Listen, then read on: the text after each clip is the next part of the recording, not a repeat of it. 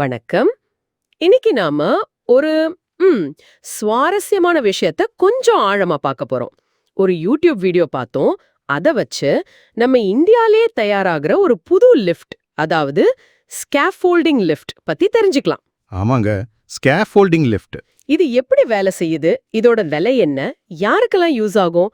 முக்கியமா எப்படி இது கட்டுமான ஃபீல்டுல நேரத்தையும் ஆள் செலவையும் குறைக்குதுன்னு பாப்போம். வாங்க. நிச்சயமா.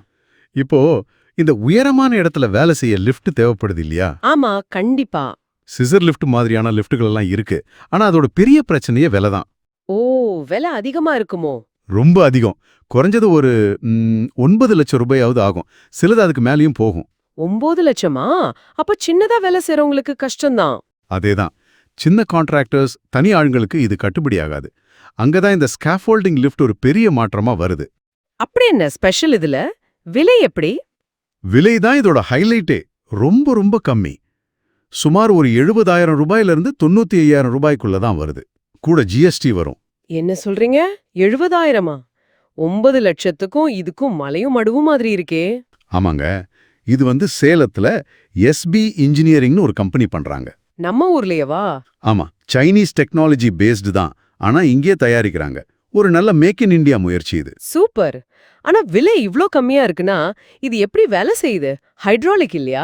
இல்ல, அதுதான் விஷயம். பெரிய லிஃப்ட்ல ஹைட்ராலிக் சிஸ்டம் இருக்கும். அது காஸ்ட்லி.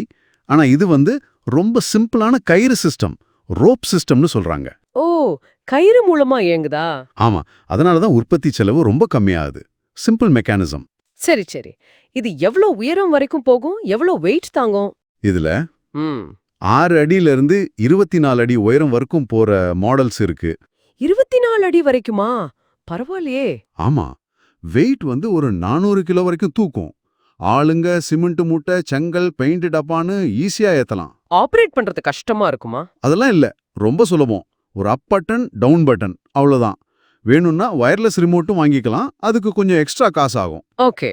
400 கிலோ, 24 அடி உயரம், விலை கம்மின்னு சொல்றீங்க. பாதுகாப்பு, உயரம்னாவே பயம் இருக்குமே. நல்ல கேள்வி. அதுல காம்ப்ரமைஸ் பண்ணலன்னு சொல்றாங்க. இதுல மொத்தம் 4 கயிறு யூஸ் பண்றாங்க. 4 ரோப்ஸா? ஆமா, இது முக்கியம். ஒருவேளை ஒன்னு அறுந்தாலும் பாக்கி 3 கயிறும் தாங்கி பிடிச்சுக்கும். ஓ, இது நல்ல பாதுகாப்பு ஏற்பாடு. அது மட்டும் இல்லாம ரொம்ப மேல போய் மோதாம இருக்க லிமிட் ஸ்விட்ச் கீழேயும் அதே மாதிரி. அப்புறம் சேஃப்டி லாக், ஸ்டெடியா நிக்கிறதுக்கு சப்போர்ட் கால்கள்னு நிறைய சேஃப்டி ஃபீச்சர்ஸ் கொடுத்திருக்காங்க. சரி சரி. அப்போ பாதுகாப்புக்கு முக்கியத்துவம் கொடுத்திருக்காங்க. இதனால பெரிய நன்மைனா முதல்ல சொன்ன மாதிரி செலவு குறைவு. அடுத்தது? அடுத்த முக்கியமான நன்மை நேரமும் ஆள் செலவும் பயங்கரமா குறையுதுங்க. ஆமா, இப்போ ஆள் கிடைக்கிறதே பெரிய கஷ்டமா இருக்கு. கரெக்ட். கூலியும் அதிகம். இந்த லிஃப்ட் இருந்தா ஃபர்ஸ்ட் ஃப்ளோருக்கு சாமானெல்லாம் ஏத்த பல ஆள் தேவையில்ல. அந்த வீடியோலயே சொல்றாங்க பாருங்க. என்ன சொல்றாங்க? அவங்க ஒரு ஷெட் போடுற வேலை செஞ்சிருக்காங்க. அதுக்கு 10 நாள் ஆகுமா சாதாரணமா. ஆனா இந்த லிஃப்ட் வச்சு வெறும் 2 நாள்ல முடிச்சிட்டாங்களாம். அடேங்கப்பா, 10 நாள் வேலையா 2 நாள்லயா? பெரிய வித்தியாசம் ஆச்சே இது. ஆமா, யோசிச்சு பாருங்க, எவ்வளவு நேரம் மிச்சம், எவ்வளவு ஆள்கூலி மிச்சம்னு. இதனால ஒரு சதுரடிக்கே கட்டுமான செலவுல ஒரு 100 ரூபாயில இருந்து 200 ரூபாய் வரைக்கும் குறைய வாய்ப்பு இருக்குன்னு சொல்றாங்க. 100-200 ரூபாயா? சின்ன பில்டர்ஸ்க்கு இது பெரிய உதவியா இருக்குமே. கண்டிப்பா. சின்னதா வீடு கட்டுறவங்களுக்கு, சின்ன கான்ட்ராக்ட் எடுக்கிறவங்களுக்கு இது ஒரு வரப்பிரசாதம் மாதிரி.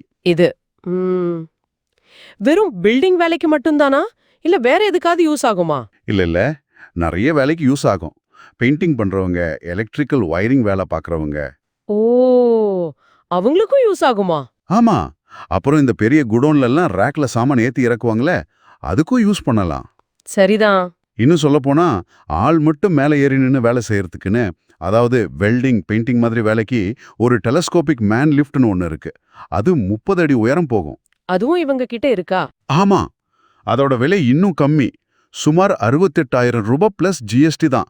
அதுல ஆளோட பாதுகாப்புக்கு அதிக முக்கியத்துவம் கொடுத்திருப்பாங்க. ஓகே ஓகே, எல்லாம் நல்லா இருக்கு. ஆனா சர்வீஸ், மெயின்டெனன்ஸ் இதெல்லாம் எப்படி? ஏதாவது பிரச்சனை வந்தா சரி பண்ண முடியுமா? பார்ட்ஸ் கிடைக்குமா? இதுவும் முக்கியமான பாயிண்ட். இதோட மெக்கானிசம் ரொம்ப சிம்பிள்ங்கிறதால பெரிய மெயின்டெனன்ஸ் செலவு இருக்காதுன்னு சொல்றாங்க. ம் அந்த கயிறு பேரிங் மாதிரி நகர்ற பாகங்களுக்கு அப்பப்போ கொஞ்சம் கிரீஸ், ஆயில் விட்டா போதும். சரி, பார்ட்ஸ் பத்தி? உதிரி பாகங்கள் எல்லாமே பெரும்பாலும் நம்ம ஊர்ல கிடைக்கிற ஸ்டாண்டர்ட் பாகங்கள் தானா. அதனால ஈஸியா மாத்திக்கலாம். ஓ, அப்போ சர்வீஸ் பெரிய பிரச்சனை இருக்காது. பெருசா இருக்காதுன்னு நம்பலாம். முக்கியமா அந்த மோட்டார், சுவிட்ச் மாதிரி எலக்ட்ரிக்கல் பார்ட்ஸுக்கு 6 மாசம் ரீப்ளேஸ்மெண்ட் வாரண்டியை கொடுக்கறாங்க. 6 மாசம் ரீப்ளேஸ்மெண்ட் வாரண்டியா? பரவாயில்லையே. ஆமா, அதனால சர்வீஸ பத்தி ரொம்ப யோசிக்க தேவையில்ல. சிம்பிள் டிசைன்னால பிரச்சனை வந்தாலும் சரி பண்றது சுலபமா இருக்கும்.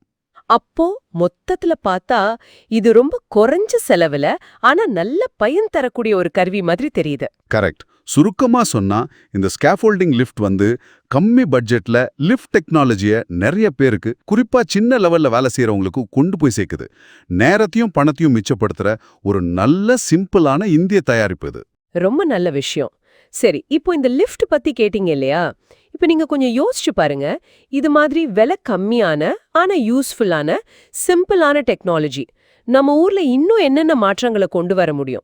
குறிப்பா இந்த பெயிண்டர்ஸ், எலக்ட்ரிஷியன்கள், சின்ன பில்டர்ஸ் மாதிரி தனியால தொழில் செய்யறவங்களோட வேலைய இன்னும் எப்படி சுலபமாக்கலாம்? அவங்க வருமானத்தை எப்படி அது பெருக்க உதவும்? இந்த மாதிரி கட்டுமானத்துறை இல்லாம நம்ம டெய்லி லைஃப்ல சந்திக்கிற வேற என்ன பிரச்சனைகளுக்கு இது மாதிரி சிம்பிளான, விலை குறைவான, நம்ம ஊர்லயே செய்யக்கூடிய தீர்வுகள் வரலான்னு நீங்க நினைக்கிறீங்க? யோசிச்சு பாருங்க.